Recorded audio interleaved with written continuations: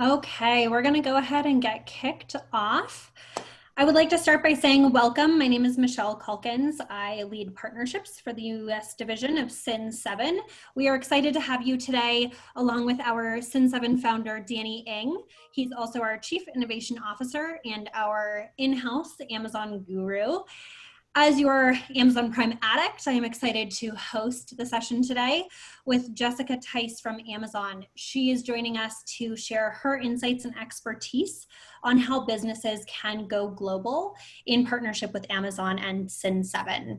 We're particularly excited about the session today because over the last 6 months within our customer base, we have seen unprecedented inquiries about how our customers can go global. One theme that we hear over and over again is it seems like Amazon is a very natural place to get started when you're looking at accessing new global markets. We firmly believe that is true, and as such, we are going to spend today talking about why you might consider going global, what tools you might need to do that.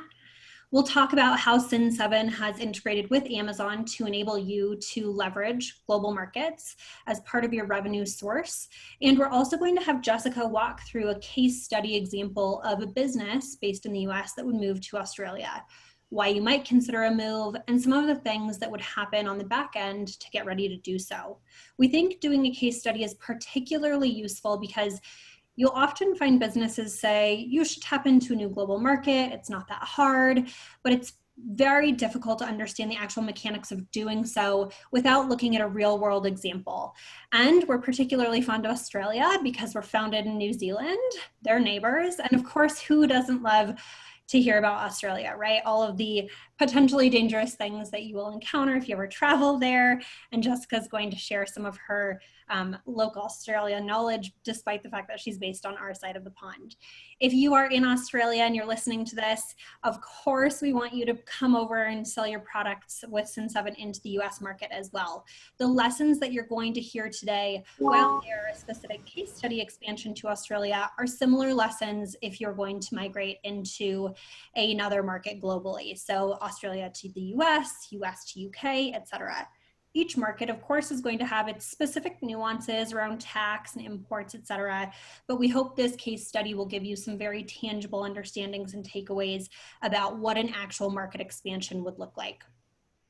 There are a couple of factors that will go into a business deciding to go global.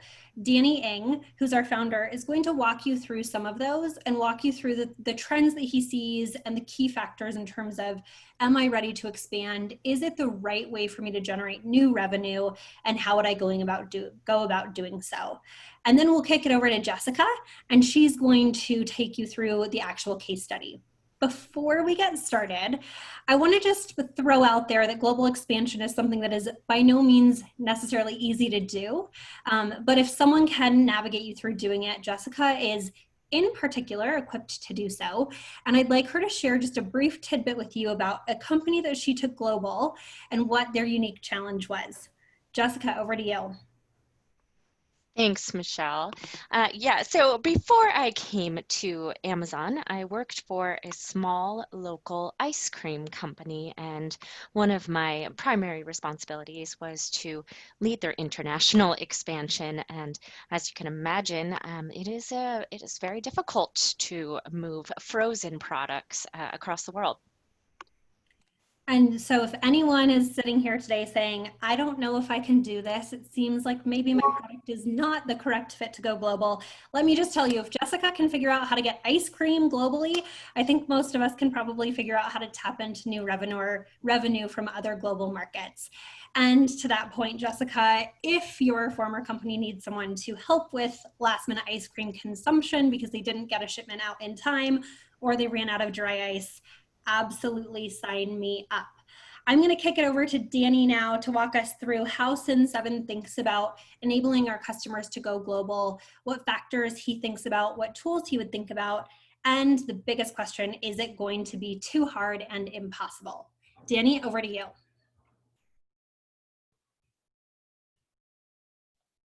Let me unmute myself first. Yeah, great. Thanks, Michelle. Yeah, I'm super excited to just yeah, talk about what we've, how we're partnered with Amazon to just to ensure our customers, have all the tools they need to succeed in this area.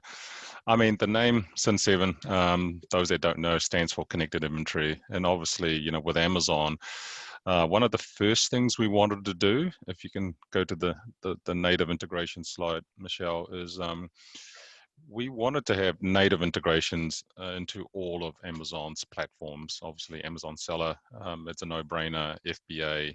The two more trickier ones is Amazon Vendor, when Amazon actually buys from you and as a wholesaler, and Amazon Dropship, which is Amazon's direct ship model.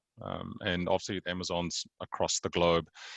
So the first thing, as Cin7, we wanted to achieve is to have native integration into all of Amazon's channels across all regions. So we didn't want the integration challenge to be the thing that stopped our customers. And we looked at, when we first started with Amazon, it was tricky actually. The integration was complex in many areas, and we wanted to make certain things that tripped up our customers easy. So if you go to the next slide, Michelle, one of the hardest things was Amazon Vendor, which is obviously Amazon decides to buy product from you directly and sell as an Amazon product. The EDI process was extremely complicated, and we tried for ages to explain our customers this is how you need to do it, and sometimes it took hours, many times within a week, to explain that. And so what we did is we created an EDI dashboard. We wanted to tell people that are selling to Amazon, so saying these are the steps. We want to make it color coded, so if you needed to do something, it'll be in red. So we've had customers that have never dealt with EDI before, have never sold to Amazon before directly as Amazon Vendor, actually run with this process, and this is the first time they've actually done it, and they found it super easy. So so if you do get the opportunity to sell to Amazon via Amazon Vendor, we have a sort of an EDI tool that can step you through even the most complex workflows that is required. The other thing that was super complicated was Amazon FBA. It's tricky. Those that have done it, you got to send obviously products to Amazon, and they send you distribution plans. They want you to send 500 there, 500 there, and another 200 there. So we've created a process whereby we've got an FBA dashboard that makes it easy for you, and there's no manual data entry between Cin7 and Amazon FBA. So that's also there as well. Series of steps, including labels. So you shouldn't have to go into your Amazon account to send product there. So that's another thing that we've created. This thing here is to address some of the concerns our customers had around, how does our warehouse interact with Amazon FBA, and how can we go global? So with Cin7, we've integrated to about 150 third-party logistics warehouses. So we wanted customers to sell anywhere in the world, and we wanted to put our customers' inventory anywhere in the world. So I'll give you an example next, which is how your global logistics can work. So what you see here is sort of it's a customer that we have. In real life, they have twice as many integrations as you see on the screen here. But this just gives you an example of what we want to help our customers achieve, and that's what we call a global omni-channel business. So many customers have separate websites for the different regions. You might have one for Australia, Canada, US, UK, Hong Kong. And the reason why they do that is because obviously each region is a little bit different. They might buy different products. They have different case studies. So we recommend, for all the major regions, you should have a custom website for that region. And this particular customer also sells on Amazon Seller in all the regions as well. So Japan, Australia, Canada, Germany. And the reason why you don't see Amazon US there is because they're part of the Amazon vendor program in the US. So in Amazon US, Amazon will buy direct and then sell it to the US market. So underneath also all the Amazon seller stuff, you've got global fulfillment. And what you see there is ShipStation Canada, ShipStation US. So they have their own warehouses in the US and Canada. So therefore they use ShipStation as a mechanism to ship out parcels. And what you'll probably notice there is Shipwire Hong Kong and Shipwire the Netherlands. So Hong Kong deal with all Asia Pacific markets and Asia markets, and then Shipwire the Netherlands deal with all, Great Britain and all the European markets. So, you don't have to have your own warehouses in regions that you're not necessarily, selling a lot in. You can actually connect to any of the third-party logistics warehouses we've got connected to. And then underneath is the wholesale. Within your business, you might have a number of wholesale accounts. This particular customer, they're connected to Best Buy, Amazon, as we discussed, Amazon Vendor, Kohl's, and Target.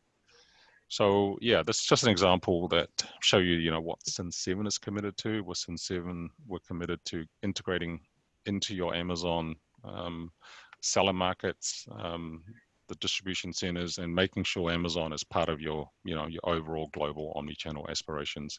And underneath is just a, visualization of where some of the sales are for this particular customer. Usually with our customers, they deal with, America, Canada, most of Europe, and then Australia and New Zealand and some parts of Asia. Yeah, that's sort of it. I didn't want to take up too much of this webinar. I want to give most of it to Jessica, and so she can give you some of the inside scoop on how you can grow your sort of market into Australia with Amazon's help. Wonderful. Thank you, Danny. So for those of you on the call today, and for those of you who listen to the recording afterwards, I think the goal here from our side is to tell you we are here to partner. We are here to help you expand. Danny has seen this happen across our customer base. Leverage our team as a resource. Leverage us for advice, for 3PL recommendations. If you're just curious about your specific business, and if we think you can do it, don't hesitate to reach out to our teams and ask. We are happy to be a resource for you. And our goal is that as we look at the second half of this year, and as we look at making our customers more flexible, more adaptable, and ultimately more money, that we can be a part of that story if global expansion is something that you are considering. I also want to call out that despite the fact that I am an Amazon Prime junkie, we are really looking at how our customers in other markets are using Amazon. And so when we think about a US to Australia expansion, for example, that Jessica will cover next, I think it is really important that you look at the specific market that you're interested in going into, understand their buying behavior, understand their preferences in terms of, do they want Prime? Do they want 2-day shipping? Are they looking for a local shop pickup?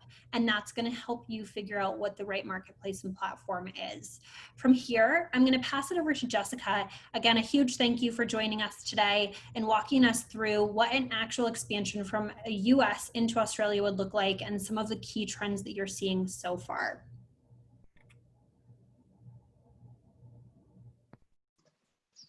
Good afternoon, everyone. Thank you so much for joining us today. And thank you to Michelle and Danny and Cin7 for the collaboration here.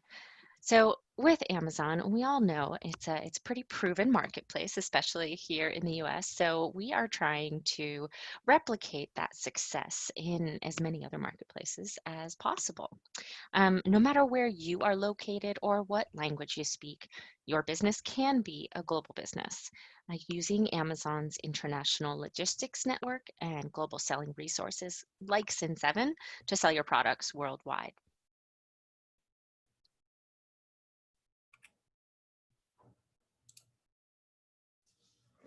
Amazon is currently operating in 18 countries with more on the horizon all the time.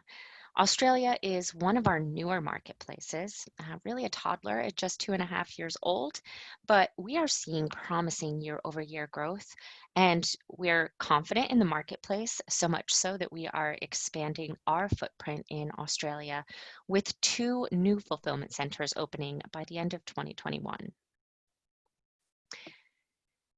Before we dive a bit deeper, I do want to share a few fun facts about Australia. If you didn't know, Australia is home to 21 of the 25 deadliest snakes in the world, but the jellyfish are the most dangerous creatures in Australia. And an Australian man once tried to sell New Zealand on eBay with a starting bid of 1 cent. This was before Amazon's time. But seriously, the reason Amazon expanded to Australia is because we recognized the volume of consumers purchasing from Amazon.com, and we wanted to provide a better customer experience.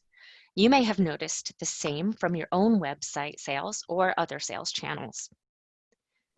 The current population in Australia is about 26 million, which is roughly the same as the state of Texas.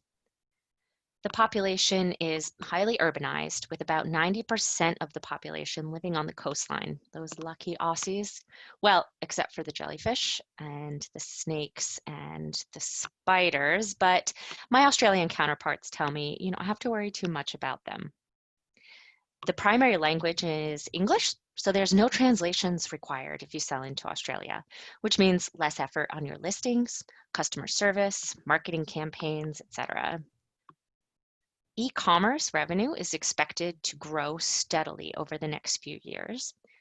And the GDP per capita in Australia is just under 64,000, which is really comparable to here in the US at 65,000.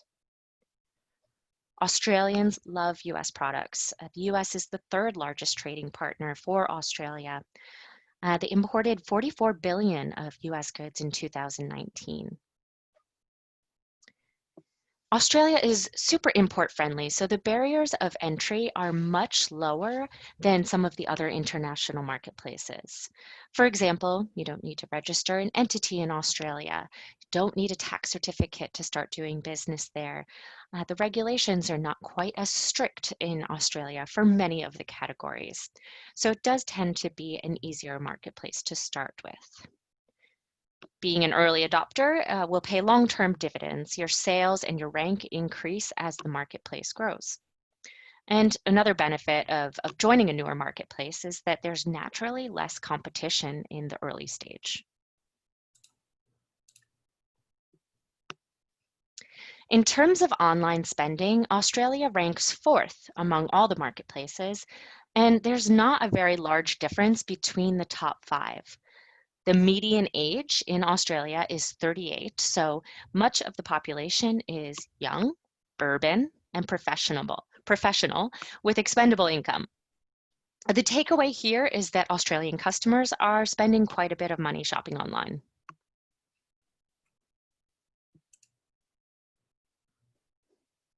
To give you an idea of the top e-commerce categories in Australia, the largest segments are fashion, electronics, media, toys and games, home goods, grocery, and personal care. I'm sure that many of you have products that fall into one of these categories. To gain insights about what customers are shopping for on Amazon.com.au specifically, I would encourage you to check out the bestsellers page. You can see new products, movers and shakers, most wished for, and most gifted by category.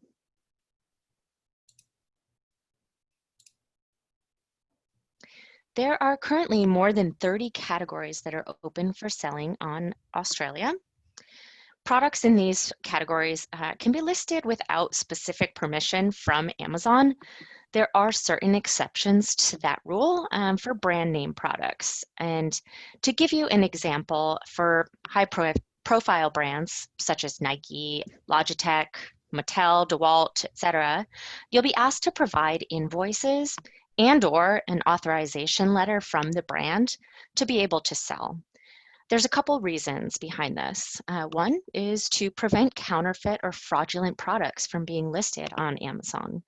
Also, these brands may have specific agreements in place that vary by location. You may be authorized to sell Nike in North America, but not in Australia. To protect your good standing with your suppliers, I would encourage you to ensure that you have the distribution rights to sell in Australia. One important caveat to note about listing anything in Australia is that offers must be in new condition only. With the exception of renewed and refurbished, used products cannot be listed. For example, no used books or media products. One of the most frequently asked questions is, what should I sell? So this can be really hard to answer, but what I recommend is focus on your top sellers in the US. Include a wider variety of your products in smaller quantities so you can gauge the demand. If you're selling to Australia through any other channel, you may have noticed some demand signals already. Are your products in one of the top categories or bestsellers that I mentioned earlier? Do some research into the competitive landscape on amazon.com.au. Is your category saturated or are there gaps? Are there prime offers or are they coming from overseas? Can you be competitive with the added cost components that you'll incur?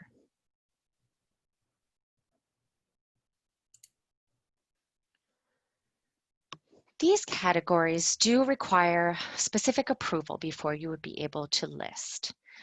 Amazon limits access to sell in these categories to help ensure that sellers meet certain standards for product and listing quality, as well as other category-specific requirements. These standards help Amazon's customers to shop with confidence. For most categories, the approval process will require product photos, supplier invoices, and/or authorization letters. You'll receive an email response letting you know whether you've been approved to sell or if additional information is needed. Compliance is also a key factor to consider. Australia's regulations are, for the most part, straightforward and commonsensical. Don't try to import prohibited products. These are mostly no-brainers, like endangered animals, human organs, weapons, that sort of thing. Share product safety information with consumers and make it available in the appropriate languages. Include information like warnings, age grading on children's products, any product descriptions, good quality product images, ingredients, especially for cosmetics, toiletries, anything consumable. And if it's a high-risk product, make sure that it complies with the relevant safety standards in Australia. Plug-based electronics, for example, would need to be the Australian plug type and voltage compliant. A couple other restrictive categories are anything consumable, so things like dietary supplements, over-the-counter medicines, grocery products. In order to import these, you would need to meet specific Australian labeling guidelines, have an Australian address on the labels, comply with some testing requirements. You may need to be registered with the Therapeutic Goods Association. You may need a sponsor. So certain things you'll want to make sure that you are looking into to ensure that you can sell there the right way. Some of the common success factors. Let's go through these point by point. So before you start selling in Australia, and recommended this earlier, go to amazon.com.au and look for products like yours. Get a sense of the average price point, the competitive landscape, if there are prime offers, or if these are coming from overseas. If you're if you are an Amazon seller already and you're part of the FBA export program, you can use reporting to understand if you have Amazon orders that are going to Australia already. Or if you have sales through your own website or other channels, you may have noticed certain demand signals. Look at the bestsellers page and always start with your top selling products in the US. The Australian consumer trends do tend to closely mirror those of the US.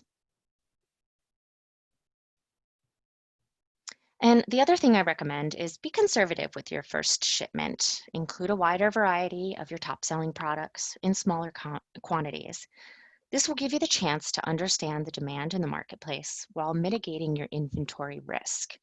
As you begin generating impressions, glance views, and sales, you can utilize the business reports available to understand your demand. Then double down on the products that are driving volume. Another key factor to success is using FBA. This can increase sales conversion, and I think that's especially true in an international marketplace. Prior to Prime, Australian customers were paying high shipping costs and waiting 1, 2, 3 weeks or longer to get their orders. Needless to say, Australia is embracing the concept of two-day delivery. Using FBA, you'll have the Prime badge, which includes free 2-day shipping to Australian Prime members. You'll be qualified to participate in deals and large sales events like Prime Day and Black Friday, Cyber Monday. In July 2019, Prime Day broke all records in terms of numbers of orders we delivered to customers. And membership in Australia for Prime is super affordable at 59 Australian dollars per year or $6.99 per month. Prime growth has been very strong, double digits month over month. We currently have 2 fulfillment centers in Australia. One is in Sydney and one in Melbourne. And we're able to cover 90% of our Prime customers with free 2-day shipping. We'll be opening our 3rd fulfillment center in Perth this year and a 4th in Brisbane next year.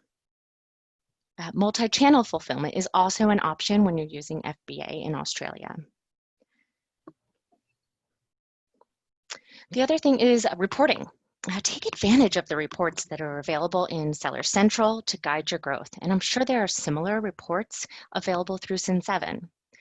Use the sales and traffic reports to determine where you need to increase inventory levels and where you might need to scale back.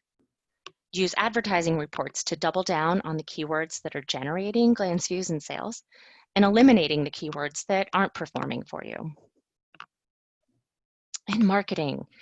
My best advice for marketing, especially in your first year in a new marketplace, is to invest heavily in self-promotion and throw everything at the wall and see what sticks.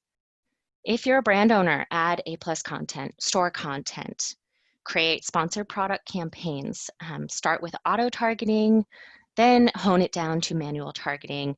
You can replicate your proven campaigns from other marketplaces. Do whatever you can. You'll find the winning combination. Definitely try running some deals or limited time promotions and automate your pricing to ensure that you're staying competitive. So you're thinking, this all sounds amazing. I am ready to get started. So in order to do that, the first step would be to register a separate Seller Central account for Australia. So we've included a link here for the Expand to Australia page. In preparation, and to make this as efficient as possible, make sure you have the following information available. A unique storefront nickname. So this is required for Australia. You can't use the same storefront nickname that you're using for the US or the UK or any other marketplace. Most often, sellers will just add AU or Australia to the end of their storefront nickname. You'll also need a unique email address to get started if you try to register with the same email that you're using for your US or any other marketplace. You'll get a bounce back message that it's already in use. So use a unique email address, and then you can link your account back to your US account and enable single sign-on. I'll get into that a little bit more in the following slide. You'll also need just some basic business information, the address, the legal entity, phone number, primary contact name, tax information, and a chargeable credit card. You'll also want a government ID for the primary contact. Oops, that's okay. We can go back. Use the link provided to register, or go to sell.amazon.com/global-selling. This link is directly to the global selling page, and there's a wealth of information about international sales in general and the various marketplaces specifically. So this is really a great resource to explore. The other point I want to make about this is my team will be able to track the registrations that are done through this page in order to qualify you for account support. If you already have an Australia selling account but need some support to help, please let Michelle know during the Q&A panel coming up shortly. Let's move it forward. All right, so a couple things to consider when you are getting ready to register. Let's move forward once again. I think we talked about this stuff. Yeah, thank you. There's There are two selling plans most of you are probably familiar with and doing the professional selling plan, but know that the individual selling plan is also an offer. I would encourage you to do the professional plan because there's a few incentives there. One, it's $49.95 Australian dollars per month, no matter how many items you are selling. If you are using linked accounts, the linked accounts share monthly subscription fees. So when you initially register for your Australia account, you'll be charged the first month fees automatically, which is $49.95 Australian. That's roughly 35 US. But you can link your Australia account back to your US account, and then the subscription fees will be proportionally split among all of your linked marketplaces and will never exceed $39.99 per month. The other thing I would mention is that only professional sellers are eligible for account support from myself or someone on my team. But whichever plan you select, don't worry about making the wrong choice because you can change plans at any time. Once you've registered, the next steps are seller identity verification, and that is going to ask you to upload a couple documents to prove your identity. So we're going to ask for a government ID for the primary account holder and a bank or credit card statement for the business. As long as I's are dotted and T's are crossed, that's a very quick process. There's also a brief tax questionnaire and that will be asking you to provide your US tax information. And then from there, there's one thing to note about Australia is the deposit method. The bank location needs to be in Australia, so you can't use your US bank account. In this case, we recommend using a third-party currency converter service like Hyperwallet, Payoneer, TransferWise, OFX, Ping Pong. There's quite a few out there. The key is that you get a local receiving account for Australia, and you'll use that information to assign the deposit method. You'll be paid by Amazon in Australian dollars, and then transfer your funds from that third-party account to your US bank account. For the registration process, I recommend doing the account creation, seller identity verification, the tax questionnaire, and the linking of your accounts at the same time. If you're prepared, these steps shouldn't take any longer than 30 minutes to complete. From there, the next steps include creating listings, choosing a shipping provider, and setting up the deposit method. The other key consideration I would say is selecting that shipping provider. If you do not already have a relationship with a freight forwarder or the likes of DHL, FedEx, something like that, then our service provider network is a great resource for you to find certain providers. These will give you vetted providers for services like international shipping, returns, product compliance, tax registration, etc. And the way you would do this is through your Seller Central account. You would access Amazon Service Provider Network. You'd raise a case or raise a request with one of these providers, and they should respond within 2 to 3 days. And here are the various services that you can be searching for in the service provider network.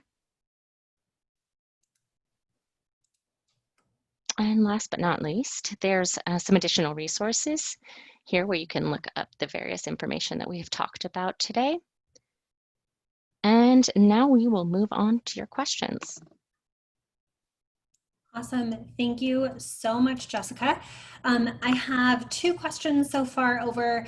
The first one, Danny, is for you. And the question is, how long does it take if I decide to link my Cin7 US Amazon and start selling into Cin7 Australia? Is it a difficult process to get that added? I mean, technically it only really takes 10 minutes. Obviously there's a whole process you need to go through with obviously Amazon to get vetted and all things like that. But technically, yeah, it only takes 10 minutes to set up that link. You just go to the App Store within Cin7 and add it as an integration you want connected. Okay, awesome. Jessica, the next one is for you, and it's in regards to taxes. Does Amazon provide any tax registration or filing support? Yeah, that's a great question. So the tax component in Australia is called GST, and it's a 10% tax rate. And it's applied a little differently depending on whether sellers are going to be using a merchant fulfilled method or FBA. So with the merchant fulfilled method, Amazon will remit taxes on behalf of the seller. That said, the seller should increase their prices by 10%. The tax is inclusive in Australia, which is different from the way it is here.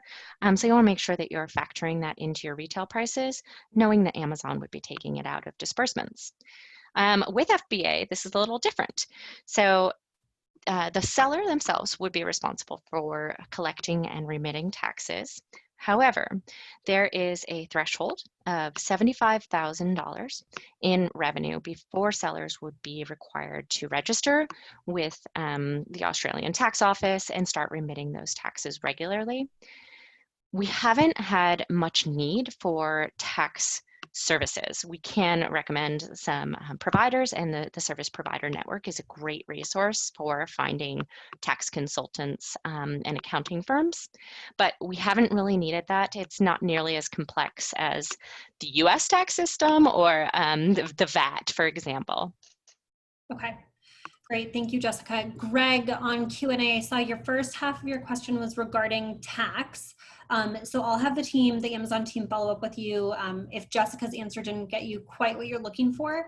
Your next one, I actually have two. Should I ship inventory to FBA directly? Jessica, second part of this is, do I need to have an importer of record to ship to Australia? Yeah, great questions. Yes, any seller can ship directly into FBA in Australia. You will want to work with either a freight forwarder or a customs broker to help you with that customs clearance piece.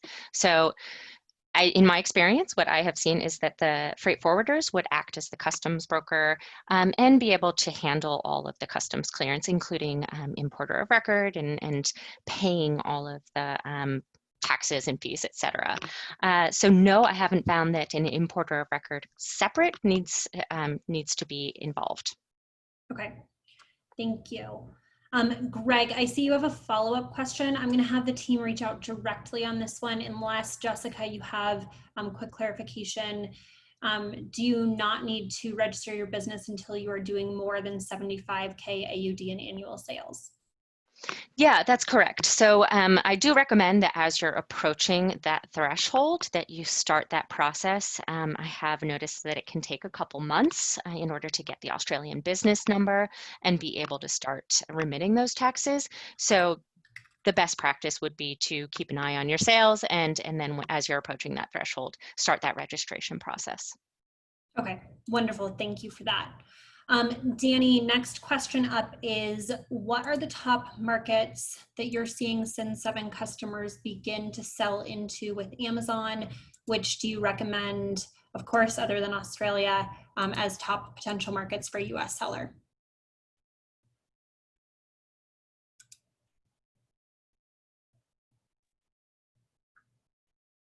Yeah, so I think obviously Canada, it's a no-brainer. You're already there probably. I think UK has a really, really high Amazon usage. So UK is probably your next best bet after Canada.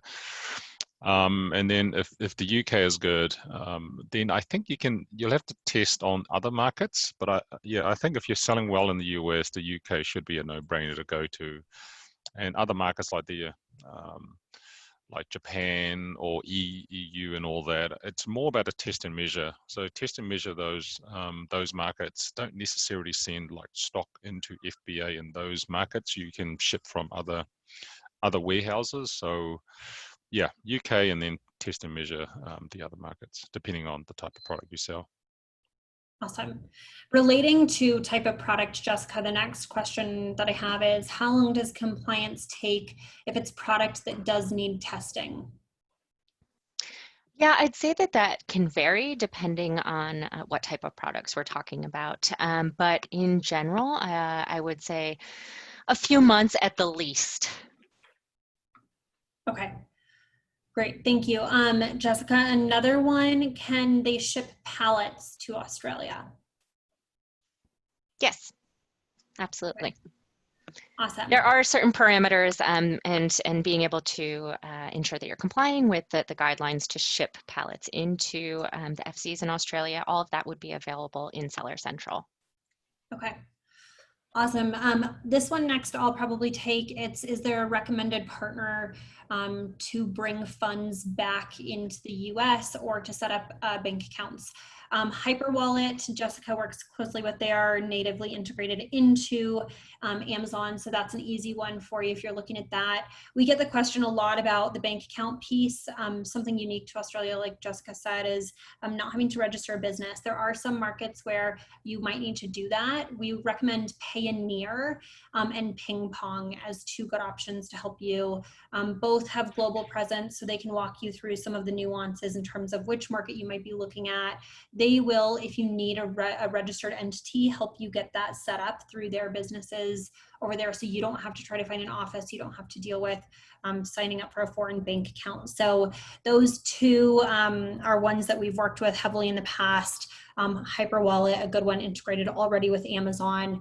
And so across those, you should be able to fairly quickly get stood up with a foreign account or a registration for business if you need to.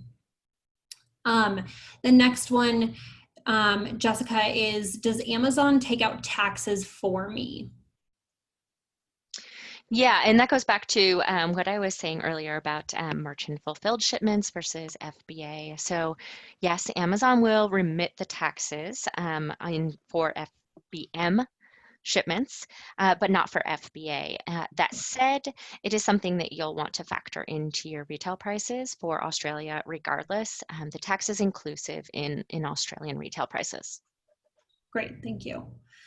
Okay, Danny, the last one that I have for you so far is really more about warehouse optimization. Do you recommend, the follow-up is that you said don't start storing things immediately, perhaps test first.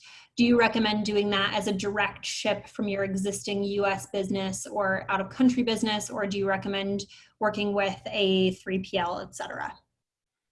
Yeah, I think I would, like the example I showed in my slides. If you want, I think having a 3PL in Hong Kong to service Asia Pacific, all their markets, is to do it there, and then ideally a 3PL. We think the Netherlands is probably the most central, to have a 3PL in the Netherlands to service the European and UK markets. So I think it's just better to use a 3PL, because if you're in the US, it's just too far to ship your products into and test and measure each of the Amazon market. So for me, yeah, I'd recommend finding a good supplier and a good 3PL in Hong Kong to serve APAC, and a good 3PL in the Netherlands to service the European and UK markets. Awesome. Jessica, the last one that I have for you is, does Amazon have a Prime Day in Australia? Yes, we do have Prime Day, and it tends to be the same day as in the US. I know it's up in the air this year, so we'll have to all wait and see when that will be. But yes, Australia will most likely be on the same day, though do note that there is a time difference, so it will be quote unquote earlier. Okay, awesome. Well, we so appreciate it, Jessica. Thank you for joining 2 our participants today from across the Amazon team, helping get Q&A answered. Thank you. Danny, as always, great to have you with us, sharing your extensive Cin7 knowledge. As you go and look at your business and look at the second half of this year, if global expansion is a potential revenue source for you, if you're looking to diversify the channels that you're selling in, I would point you to the resources here from the Amazon team. We have the deck will go out as well, so you'll have these directly. We also have included in our agenda slide how to link your US account. Of course, there are tons of markets that you could look at going into. Cin7 is here to support you across that journey. And overall, I would just tell you, as you look at the second half of this year, consider global expansion as a way to help buoy your business through kind of crazy last 6 months, and look at how it can potentially help you turn the second half of this year into a total blowout, and make sure that you are crushing all of the numbers for your business and taking advantage of your global customer base. If you particularly have an Australia interest, please let us know. We can connect you once you get your account set up with Jessica and the team for support. And our team, like I said, as always, is here to help. We have a team both in the US and a team over in New Zealand. They have many a team member from Australia. So if this is a particular interest and you're wondering, does your product fit? Do you think it would be a good selling area? Do you think that you're going to be successful selling into Australia? Feel free to pull in our team, bounce your ideas off of them, use us as a resource, and as always, reach out to your Cin7 rep or obviously to myself and Danny if you have any follow-up questions. Thank you so much for joining us today. If you have questions, reach out. Our contact information will be provided in the follow-up email. Jessica, on behalf of Cin7, thank you again for joining, and to the full team today. We really enjoyed our time with you. We hope you found this useful as we look at how to expand businesses globally.